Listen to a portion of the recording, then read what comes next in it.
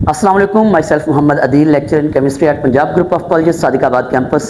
बेटा आज का हमारा topic acid base titration second year का हम प्रैक्टिकल्स जो है प्रैक्टिकल से रिलेटेड वीडियो बनाने जा रहे हैं। एसिड बेस टाइट्रेशन का आज मैं आपको लिखने का तरीका बताऊंगा। फाइनल बोर्ड में सवाल आ जाएगा भाई एसिड बेस टाइट्रेशन, हम वैसे तो खैर किसी भी टाइट्रेशन पे आ सकता है, लेकिन हम वन बाय वन डिस्कस करेंगे।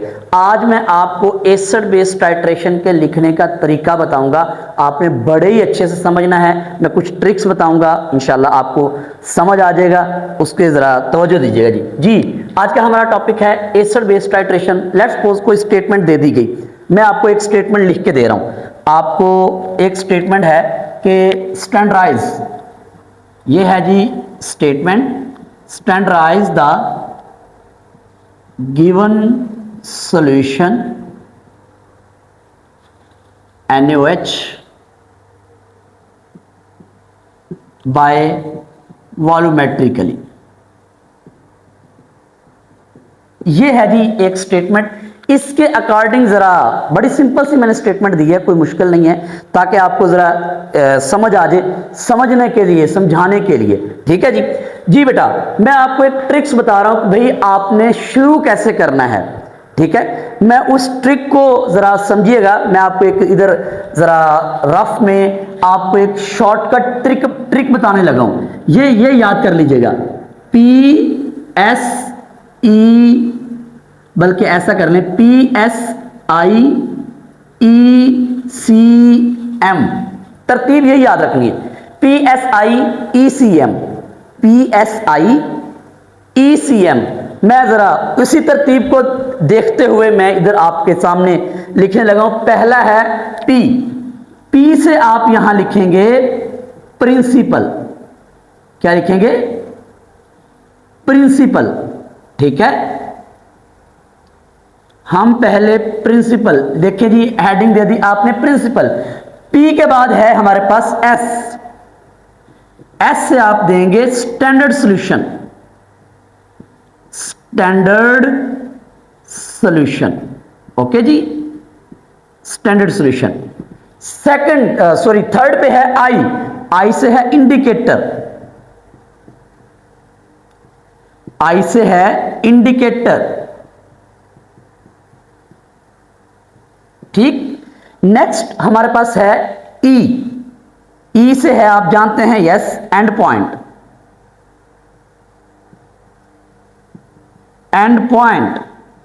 और लास्ट में मेरे पास है सेकंड लास्ट C से है केमिकल इक्वेशन। क्या है? Chemical equation, chemical equation. ठीक, और लास्ट है मेरे पास M से है मोल रेशो, M से है मोल रेशो। ओके जी, ये पॉइंट्स आपने याद करने हैं बेटा। बड़ी तरतीब मैंने आपको एक शॉर्ट ट्रिक बता दिया। ये जो टाइट्रेशन भी आ जाए, जो भी टाइट्रेशन आए, एसिड बेस हो, KMnO4 हो, आयोडोमेट्री हो, आपको पता है टाइट्रेशन तो आनी है, क्योंकि मेजर है, 10 नंबर का सवाल है, आना ही आना है और लिखना भी है आप लोगों ने। तो भाई इस तरीके से लिखना है आपने। तरतीब मैंने ट्रिक्स बता दिया, PSIECM। ठीक है, principal, standard solution, indicator, end point, chemical equation और मोल रेशियो। अब देखिएगा, इसी स्टेटमेंट के अकॉर्डिंग मैं ये सारा कुछ आपको लिख के दूंगा, इसी स्टेटमेंट को देखते हुए। बस आपको स्टेटमेंट समझ में आ गई, आप सारे का सारा जो है वो लिख सकते हैं बिल्कुल आसानी के साथ। चलें देखते हैं। प्रिंसिपल, बेटा आपको लफ्ज नजर आया, standardise the given solution NaOH। लफ्ज आपको NaOH आ गया, इसका मतलब आपने यहां से NaOH से अंदाजा लगा लिया कि एसिड बेस टाइट्रेशन है। NaOH से आपने क्या अंदाजा लगाया कि एसिड बेस टाइट्रेशन है, और है भी स्ट्रॉन्ग वाली, क्योंकि उसने NaOH का जिक्र कर दिया ना। हाँ, यहाँ पे अगर वो कार्बोनेट या बाइकार्बोनेट का करता तो हमें समझ आ जाती कि ये वीक बेस की बात हो रही है, तो हम यहाँ पे मिथाइल ऑरेंज इंडिकेटर यूज करने वाले हैं। लेकिन यहाँ पे NaOH है तो इसका मतलब स्ट्रॉन्ग बेस है, स्ट्रॉन्ग बेस है तो इसका मतलब फिनोल्फथालीन इंडिकेटर यूज करेंगे। चलें जी देखें प्रिंसिपल क्या लिखना है। Acid base titration, yes, principal लिखेंगे it is an acid base titration, acid base titration, it is an acid base titration, ये आपका प्रिंसिपल है, ठीक है। स्टैंडर्ड सॉल्यूशन क्या होगा भाई, जिसकी मोलैरिटी मालूम हो। अब हमें कैसे पता, इस स्टेटमेंट पे तो किसी की मोलैरिटी मालूम ही नहीं है, हमें कैसे पता चलेगा भाई, नहीं मालूम है, मालूम है। देखिएगा, समझिएगा, standardise the given solution NaOH, मतलब NaOH को तो स्टैंडर्डाइज करना है, NaOH को स्टैंडर्डाइज करना है, इसका मतलब NaOH तो स्टैंडर्ड सॉल्यूशन नहीं है, इसको तो करना है। हाँ, इसके अगेंस्ट क्या लेंगे, यस एसिड लेंगे। अब एसिड आपकी मर्जी है, चाहे आप H2SO4 ले लें, चाहे आप HCl ले लें, ये आपकी मर्जी है। मैंने आपको एक ट्रिक बताया था, बल्कि मैं फिर से ट्रिक बता देता हूं, जरा ट्रिक को समझिएगा। बेटा मैंने कहा था, अगर आप ऐसा एसिड लेते हैं जिसमें एक H है, जैसे कि ये HCl, HNO3 एक्सेट्रा, अगर ऐसा एसिड लें जिसमें एक H आता है, उसकी मोलैरिटी आपको पता होनी चाहिए कि 0.1 मोल लिखेंगे। क्या लिखेंगे, 0.1 मोल, फिक्स। अगर आपके पास ऐसा एसिड है, फॉर एग्जांपल जिसमें 2 प्रोटॉन है, H2SO4, इसकी मोलैरिटी 0.05 मोल लेनी पड़ेगी, ये फिक्स है। ये ट्रिक्स बता रहा हूं बेटा आपको, ये याद रखना है। ऐसा एसिड अगर लेंगे कि जिसके पास एक H है, 0.1 मोल, ऐसा एसिड लिया जिसके पास 2 H हैं तो 0.05 मोल। ये बड़ा आसान मैं ट्रिक बता रहा हूं भाई। अब हमारी मर्जी है, अपनी मर्जी है, NaOH के अगेंस्ट कौन सा एसिड लेना है, HCl लेना है या फिर H2SO4 लेना है या फिर ऑक्सैलिक एसिड लेना है या फिर नाइट्रिक एसिड, जो भी भाई हमें जो इजी लगेगा हम बोलेंगे। लेट्स सपोज NaOH है, हम HCl ले लेंगे, NaOH है, हम HCl ले रहे हैं, तो इसका मतलब स्टैंडर्ड सॉल्यूशन वो HCl है। स्टैंडर्ड सॉल्यूशन क्या है, वो HCl। क्या है स्टैंडर्ड सॉल्यूशन, 0.1 मोल HCl, ये लिखेंगे, this is the standard solution. ये आपके पास स्टैंडर्ड सॉल्यूशन आ गया, 0.1 मोल। अब पता चल गया ना 0.1 मोल क्यों लिखा मैंने HCl के साथ, जी वही मैंने बताया कि जिसके पास एक H होता है उसकी मोलैरिटी 0.1 मोल होती है, ये फिक्स है। ओके जी, स्टैंडर्ड सॉल्यूशन भी हो गया। अब आ गया इंडिकेटर। अब देखें, ये भी आपने स्टेटमेंट से लिखा, ये भी स्टेटमेंट से। अब इंडिकेटर आपको पता है भाई, इंडिकेटर वैसे NaOH आ रहा है, NaOH स्ट्रॉन्ग बेस है, तो इसका मतलब एसिड बेस टाइट्रेशन में स्ट्रॉन्ग बेस के लिए यस फिनोल्फ्थालीन, हम फिनोल्फ्थालीन लिखेंगे।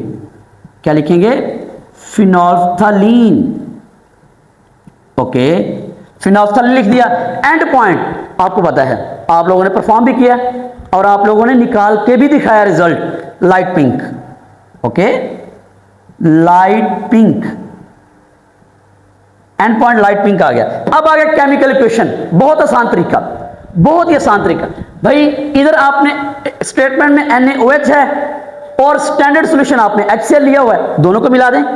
ये देखें HCl, जरा फोकस कीजिएगा इसके ऊपर, केमिकल इक्वेशन के ऊपर जरा फोकस कीजिएगा, HCl प्लस NaOH। ओके, देखें जी जरा, हाँ जी, जब आपने एसिड का बेस के साथ रिएक्ट करवाया, मैंने बताया था ना आपको कि when acid react with base it form salt and water, salt और वाटर बनता है, ये न्यूट्रलाइजेशन रिएक्शन कहलाता है। भाई क्या करना है, इसका पहला इसका दूसरा सॉल्ट बना दें, यहां से Na यहां से Cl, NaCl बन गया। बाकी क्या बचा, इधर से OH इधर से H2, वाटर बच गया, बाकी बच गया आपके पास H2। बात समझ आ गई, ये थी आपने इक्वेशन भी लिख दी। हाँ जी, मोल रेशो, इक्वेशन बैलेंस तो नहीं करनी पड़ी ना, एक इक्वेशन पहले ही बैलेंस है, जिसके साथ कुछ नहीं होता उसके साथ 1 होता है, तो लिहाजा HCl भी 1, HCl भी 1 और NaOH भी 1, तो 1:1 आएगा, 1:1 आ गया आपके पास। ले जी, इतना तो लिखा गया, इतना लिखा गया। अब जरा नेक्स्ट आपने समझना है, तवज्जो देनी है, नेक्स्ट समझते हैं हम। इतना तो गया लिखा, अब आगे क्या करना है, आगे कौन सी हेडिंग देनी है, मोल रेशो के बाद जो नेक्स्ट आपकी हेडिंग होगी वो होगी प्रोसीजर की, प्रोसीजर की, ठीक है। नेक्स्ट जो हमारी हेडिंग है वो प्रोसीजर की है। बेटा मैं प्रोसीजर लिखूंगा नहीं, हाँ बताऊंगा जरूर, क्योंकि लिखने में आऊंगा तो टाइम बहुत ज्यादा हो जाएगा। हम सिर्फ मैं आपको बताऊंगा। लेट्स सपोज जी, क्या करेंगे प्रोसीजर में, क्या होगा, क्या होगा, वही कि भाई हमने क्या किया, सबसे पहले आई टुक, बल्कि आप क्या ये लिखें, I filled the burette up to 0 mark, well said, ये लिख दें कि भाई मैंने सबसे पहले ब्यूरेट को 0 मार्क तक फिल किया, ठीक है। सेकंड नंबर पे I took 10 ml base in the conical flask and add 1 to 2 drops of indicator in this, okay. दूसरा पॉइंट आपका ये आ गया कि भाई मैंने कोनिकल फ्लास्क के अंदर 10 ml बेस ली, ठीक है। 10 ml मैं यहां पे लिख देता हूं कि आपने यहां पे क्या बताया कि मैंने ब्यूरेट को फिल किया, ये देखें जरा तवज्जो दीजिएगा इस पे, मैंने ब्यूरेट को फिल किया 0 मार्क तक, ओके कर दिया। पहला पॉइंट आपका ये। दूसरा पॉइंट आपका क्या है, भाई मैंने कोनिकल फ्लास्क में 10 ml बेस ली, ओके, ये आपका सेकंड पॉइंट आ गया। आपने कोनिकल फ्लास्क के अंदर 10 ml बेस डाली, चलें जी ये भी हो गया, ओके ठीक है। फिर आपने इसके अंदर बताया, बेशक इसी में बता दें या तीसरे नंबर पे जाके बता दें कि मैंने इसमें कोनिकल फ्लास्क के अंदर 10 ml जो बेस लिया उसमें इंडिकेटर डाला 1 से 2 पॉइंट, ठीक है, 1 से 2 ड्रॉप आपने इंडिकेटर डाल दिए, ओके। आप यहां पे इंडिकेटर का जिक्र कर दें, ठीक है। फिर नेक्स्ट आप क्या करेंगे, इंडिकेटर भी डाल दिया। अब आपने टाइट्रेशन स्टार्ट करनी है drop by drop, okay. Titration क्या करनी है, टाइट्रेशन स्टार्ट करनी है ड्रॉप बाय ड्रॉप, ठीक है। एक एक ड्रॉप करके आपने टाइट्रेशन स्टार्ट कर दी, ठीक है जी, टाइट्रेशन भी कर दी ड्रॉप बाय ड्रॉप। कब तक करेंगे, और फिर आपने साथ में शेक वेल करते जाना है कोनिकल फ्लास्क को। कब तक करेंगे, जब तक इसका एंड पॉइंट नहीं आ जाता। कब तक करना है, जब तक इसका एंड पॉइंट नहीं आ जाता। एंड पॉइंट क्या है आपको पता है, लाइट पिंक है, एंड पॉइंट आपके पास लाइट पिंक है, ओके जी। चलें जी, ये हमारा प्रोसीजर भी हो गया, ठीक हो गया। फिर आगे बल्कि एक और भी पॉइंट लिखना है, क्या भला, क्या repeated this experiment for 3 times, okay.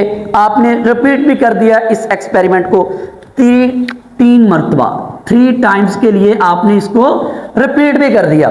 चलें जी, क्लियर हो गई अल्हम्दुलिल्लाह, प्रोसीजर भी हमें आने लग गया, ये भी होगी। अब नेक्स्ट हेडिंग जो आएगी आपकी वो आएगी ऑब्जर्वेशंस की। किसकी होगी, ऑब्जर्वेशंस की। जरा तवज्जो देनी है, ऑब्जर्वेशन। वैसे तो अक्सर लिखा होता है ऑब्जर्वेशंस एंड कैलकुलेशंस, ठीक है, लेकिन हम अकेला अकेला लिखेंगे। पहले ऑब्जर्वेशन ऑब्जर्व करेंगे, फिर उसके बाद हम कैलकुलेशंस पे आएंगे। बात समझ आ गई। अब ऑब्जर्वेशन के लिए क्या करना पड़ेगा आपको, यस वही जो आपके माइंड में आ रहा है, टेबल बनाना है आपने। यस हम बनाएंगे यहां पे टेबल, एक टेबल बना लीजिएगा। ये लीजिए हम टेबल बना लेते हैं, ओके। ये देखें हमने बना लिया टेबल, ये लें जी हमने टेबल बना लिया, ओके।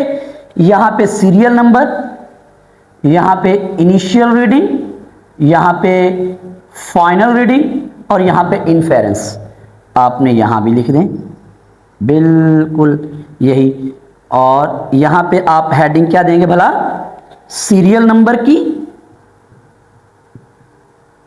ये लें सीरियल नंबर की हेडिंग दे दी। यहां पे आपने देनी है इनिशियल रीडिंग की, और यहां पे आपने देनी है फाइनल रीडिंग की, और यहां पे आपने देनी है इन्फेरेंस की, मतलब रिजल्ट की। ये आपने हेडिंग्स दी और आपने यहां पे 3 मरतबा आपने रिपीट करना है। तो 3 खाने बना लें, आपने 3 खाने बना लिए, ठीक है। तो जी first 1 reading, second and third, okay जी। पहली रीडिंग आपने स्टार्ट की 0 से, 0.0 लिख लें या 0 लिख लें, 0 से स्टार्ट किया आपने, ठीक है। वो कहां तक गई, वैसे देखें मेरी बात सुनिए तवज्जो से। हम जब प्रैक्टिकल परफॉर्म कर रहे होते हैं ना, उस वक्त तो ज़ाहिर बात है एक्चुअल रीडिंग ही लेते हैं, लेकिन जब आप लोगों ने लिखना है, प्रैक्टिकल लिखना है, अक्सर मोस्टली एग्जामिनर यही कहते हैं भाई आपने ना वही रीडिंग लिखनी है जो हम कॉपीज पे लिखते हैं। और कॉपीज पे कौन सी होती है, 10 वाली। बात समझ आ रही है। हमने जब वहां पे एनुअल एग्जाम्स में लिखना होता है, बोर्ड में जो अपना पेपर प्रैक्टिकल का करना होता है, वो आपने 10 वाली रीडिंग लिखनी होती है। मेरी बात समझ आ रही है ना, 10 वाली। मतलब हाँ, अगर एग्जामिनर कहता है भाई परफॉर्म कर रहे हैं, परफॉर्म के साथ आप लिखें, वो फिर सेकंड टाइम रिपीट करना होता है। फिलहाल यहां नहीं, यहाँ नहीं, फिलहाल आप फर्स्ट टाइम लिख रहे हैं, ये फर्स्ट टाइम और सेकंड टाइम आपको कंफ्यूज कर रहा होगा। अब ये मेरी बात कंफ्यूजन क्रिएट कर रही होगी आपके लिए, लेकिन ये आपको समझ आएगी जब मैं आपको पेपर पैटर्न समझाऊंगा। इंशाल्लाह पेपर पैटर्न समझाऊंगा, आपको फर्स्ट टाइम और सेकंड टाइम की बात बताऊंगा। फिलहाल आपने जो मैं लिख रहा हूं, आपने वहां पे ऐसे लिखना, फाइनल के लिए आपने ऐसे लिखना है, 0.0 से 10 तक जाना है, मतलब 10.0 लिखें या 10 लिखें, ठीक है। और फिर जाहिर बात डिफरेंस कितना आया, यस 10 का ही डिफरेंस आ गया, ठीक है। उसके बाद आप डेसीमीटर क्यूब में ले रहे हैं, डेसीमीटर क्यूब बेशक लीजिएगा जी। दूसरी 10.0 से स्टार्ट की, कहां तक गए, 20 तक, डिफरेंस कितना आया 20 का। फिर तीसरी रीडिंग 20 से स्टार्ट की, कहां तक गए 30 तक, डिफरेंस कितना, सॉरी डिफरेंस इसका भी 10 नहीं आना था, 10 ही लिखना था। इसका डिफरेंस कितना आया भाई 10 का, ओके। तो आपके पास जो मीन वैल्यू आएगी यहां पे लिखेंगे आप, mean value, okay. Mean value कितनी आई 10, तो लिहाजा 10 नहीं है, 10 डेसीमीटर क्यूब। आपके पास मीन वैल्यू आ गई 10 डेसीमीटर क्यूब। बात समझ आई। ये क्या है भला जो रीडिंग्स आपके पास आई हैं, कौन सी रीडिंग्स आई हैं भाई, ये किसकी रीडिंग है, जो एसिड की आपने 0 से स्टार्ट किया था, 10 तक आए थे, ये एसिड की है। ये आपके पास HCl का वॉल्यूम है, आप बेशक लिख सकते हैं यहां पे, ये आपके पास एसिड है, ठीक है। 10 तक गए, फिर 10 से 20 तक गए, फिर 20 से 30 तक गए। अच्छा, ये तो आ गया जनाब आपके पास क्या, ऑब्जर्वेशन। अब नेक्स्ट तवज्जो दीजिएगा, अब जो नेक्स्ट आपके पास हेडिंग है वो है कैलकुलेशंस की। मैं यहां वो हेडिंग दे देता हूं, कैलकुलेशंस की, ठीक है। कैलकुलेशन, जरा तवज्जो दीजिएगा, कैलकुलेशंस की। बेटा ये कैलकुलेशंस की हेडिंग आ गई। अब आपने क्या करना है भाई, फार्मूला लगाना है, क्या, M1 V1 over N1 is equal to M2 V2 over N2। बेटा ये मैं सारी टाइट्रेशन के लिए बता रहा हूं, सारी टाइट्रेशन में ये लिखना है आपने, हर टाइट्रेशन में ये लिखना है। आगे ये आपको पता है हल्का सा चेंज होता जाएगा, ठीक है। जब मैं दूसरी KMN4 पे आपको ब्रीफिंग दूंगा ना, उसमें बता दूंगा कि ये कैसे चेंज करना है। बाकी सब में ये लिखना है, बाकी प्रोसीजर आपको पता है सबका तकरीबन एक जैसा होगा, और ऑब्जर्वेशन भी सबकी यही होगी, कैलकुलेशन में भी फार्मूला सब में यही होगा, ओके। अच्छा, M1 V1 over N1 is equal to M2 V2 over N2। आपने क्या करना है, आपने ऊपर इसके लिख लेना है। अच्छा, मैं एक और ट्रिक बताने लगा हूं बेटा, जो चीज आपने फाइंड करनी है, जिसकी मोलैरिटी फाइंड करनी, उसको आप लेफ्ट साइड पे लिखें। मेरी बात समझ आ रही है? जिसकी मोलैरिटी फाइंड करनी है उसको आपने लेफ्ट साइड पे लिखना है, और जिसकी मोलैरिटी आपको पता है उसको आप राइट साइड पे लिखें। ये देखें, NaOH की मोलैरिटी मालूम करनी, क्योंकि इसने बताया हुआ है standardise the given solution of NaOH को स्टैंडर्डाइज करें, तो इसका मतलब किया तो नहीं ना, करना है ना अभी। तो NaOH लेफ्ट साइड पे और HCl राइट साइड पे, ओके, लिख दिया। फिर आपने नीचे M1 V1, इसका मतलब जो M1 है, जो मोलैरिटी है वो बेस की, V1 मोलैरिटी किसकी, यस वॉल्यूम किसका, NaOH का, और नंबर ऑफ मोल्स भी NaOH के। यहां पे मोलैरिटी HCl की, वॉल्यूम भी HCl का, और नंबर ऑफ मोल्स भी HCl के। हमने फाइंड क्या करना है, मोलैरिटी किसकी, NaOH की, मतलब M1 फाइंड करना है, हमने M1 फाइंड करना। ओके जी, करते हैं, चलें तवज्जो देनी है जरा। ये देखिए जी, M1 फाइंड करना है, लिख दिया, मल्टीप्लाई V1, हाँ वॉल्यूम जरा बेस का बताइएगा, वो जो कोनिकल फ्लास्क में लिया था कितना, यस 10 ml। आपने कोनिकल फ्लास्क के अंदर वॉल्यूम कितना लिया था, 10 ml। आप V1 की जगह पे 10 लिख देंगे। N1 नंबर ऑफ मोल्स, ये लिखे हुए number of moles, mole ratio, ये देखें जरा, नंबर ऑफ मोल्स में मोल रेशियो लिखें 1 दोनों के, चाहे HCl के लिए चाहे NaOH के, नंबर ऑफ मोल्स दोनों के 1 है, तो यहां पे 1 आ जाएगा। नीचे वैसे 1 ना भी लिखे तो फर्क नहीं पड़ता। इज इक्वल टू M2, हाँ जी बताइएगा जरा, HCl की मोलैरिटी। अब ये M2 लिखा, ये लिखी हुई है HCl की मोलैरिटी, ये 0.1 मोल HCl। बात समझ आ गई?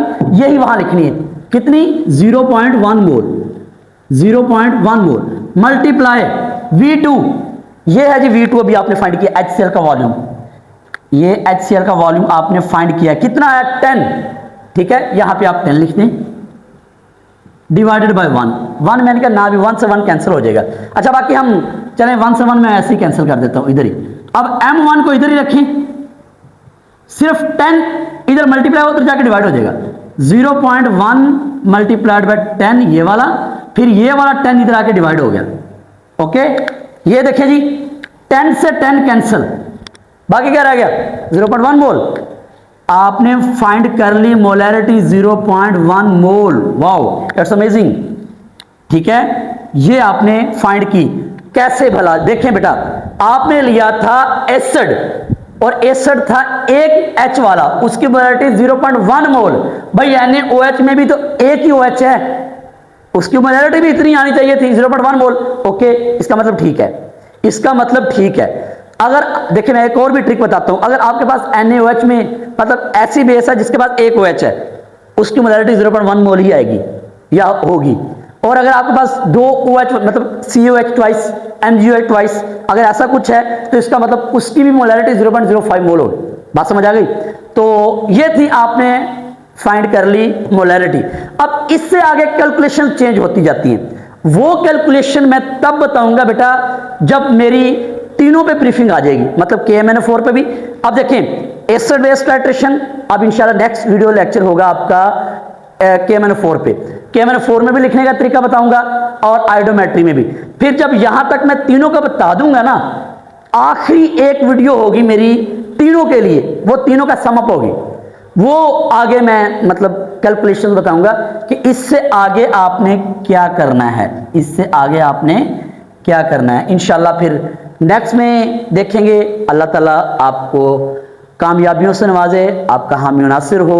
आपने मुझे दुआओं में लाजमी याद रखना है। अल्लाह हाफिज़।